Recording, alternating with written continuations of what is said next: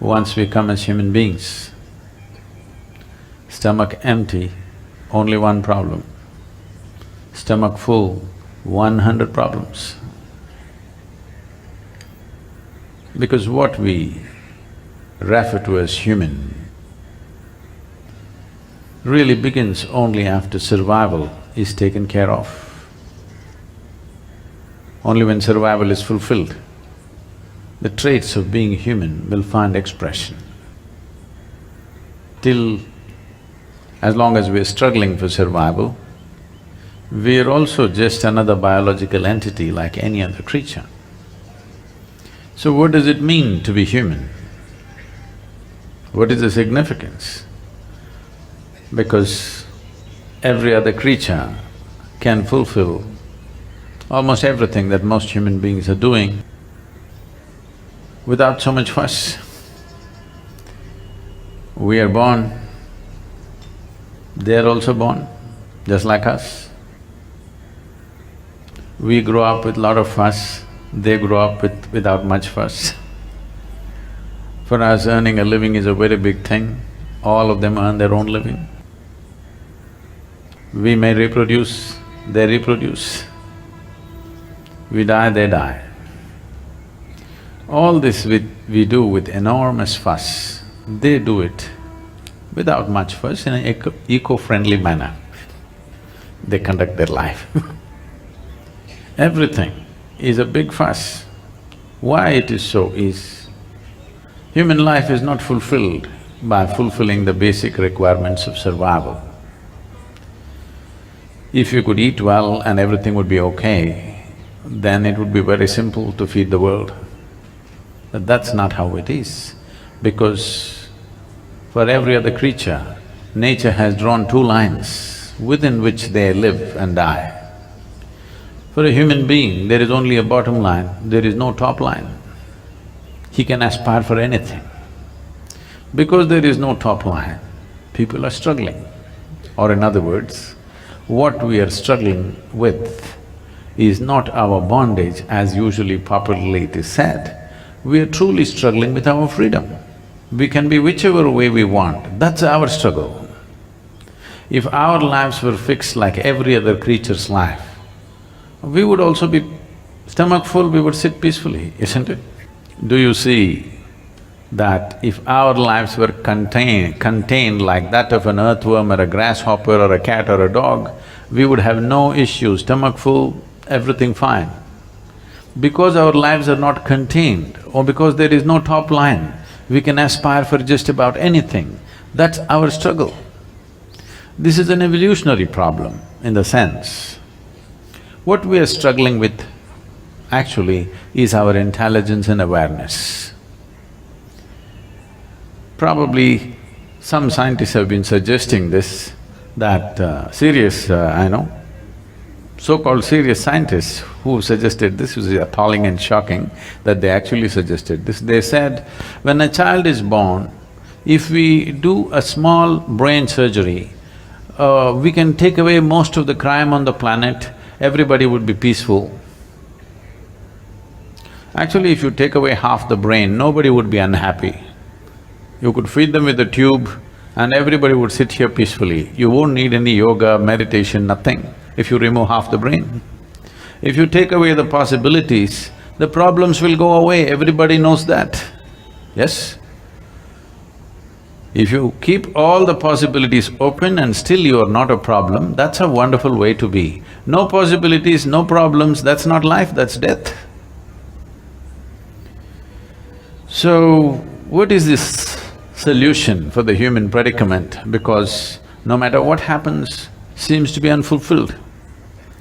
Right now, living in this town, whatever aspirations you have, the moment it is fulfilled, you have a next aspiration, isn't it so? No matter where you are in your life, whether you are the king of this town or you're down there, you want something to happen in your life. If that happens, you want the next thing to happen. If that happens, you want the next thing to happen. So why are you going in installments like this? Suppose I make you the king or queen of this planet. Don't look at me hopefully. Will I commit such a blunder? Suppose we make you the king or queen of this planet, would you be fulfilled? I'm asking you. Would you be fulfilled? No, you would want the other planets and the stars and the galaxies. Because there is something within a human being which is not willing to settle for any boundaries. It is aspiring for a boundless possibility. If you're seeking boundlessness, seeking it through physical means is a hopeless case. Your aspiration is fantastic because if you really look at it, sitting here, if you really look at it, suppose right now you become the king of this planet, you were not satisfied, we made you the king of the solar system, not satisfied, we made you the king of the universe, not satisfied. If you really look at this, what you're aspiring for is infinite nature. Your aspiration is fantastic, but the means is miserable in the sense. Suppose you're driving your car today and you saw the moon and you felt like going there. Sometimes the advertisements are so exaggerated, they told you, if you really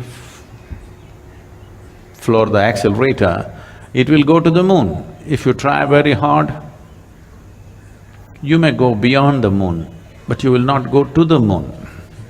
Yes or no? Because a car is not a suitable vehicle to go to the moon. You need another kind of vehicle to go to the moon. So similarly here, through physical means we are trying to become infinite. Its aspiration is wonderful, but the vehicle is miserable because the nature of physicality is like this. Physical means it comes with a defined boundary. Only because there is a defined boundary, we can call this a physical body. If I take away all boundaries of this, can you call this a physical body if it is everywhere? Physicality means the fundamental nature of physicality is a defined boundary. Without a boundary, there is no physical nature. But right now, there is something within you which is constantly aspiring to break the boundaries. Just look at yourself and see. Suppose we imprison you in a 5x5 cubicle, you will be very miserable. Tomorrow we announce your liberation and release you into a 10x10 cubicle. It will be wonderful for a day, but again you'll feel miserable. Then day after tomorrow we'll release you into a 100x100 cubicle. You will feel great for 3 days. Again it's the same thing. What I'm asking you is, it doesn't matter how big the boundary is. The moment you realize there is a boundary, you want to break it. Yes or no? This is the nature of the human being.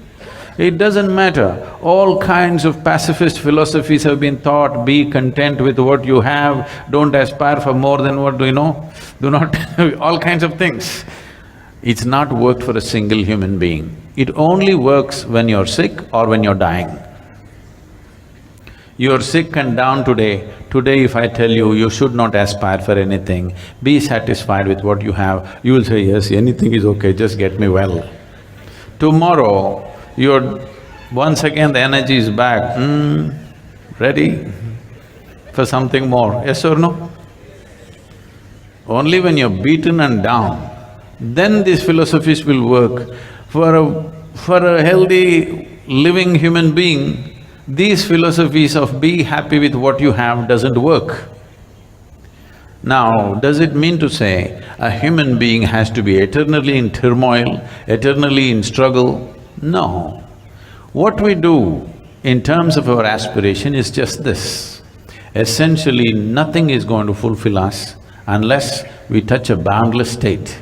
And boundlessness is not going to happen within the limitations of the physical. When I say within the limitations of the physical, right now your whole experience of life is limited to the physical. See, your experience of life right now is happening because you can see, you can hear, you can smell, you can taste and you can touch. This is the only way you know that you're here, isn't it? It is through 5 sense organs that you're experiencing everything. These 5 sense organs cannot perceive anything other than physical. You can only see the physical, You can only hear the physical, you can only smell, taste and touch the physical. That which is not physical is not within the ambit of these five sense organs.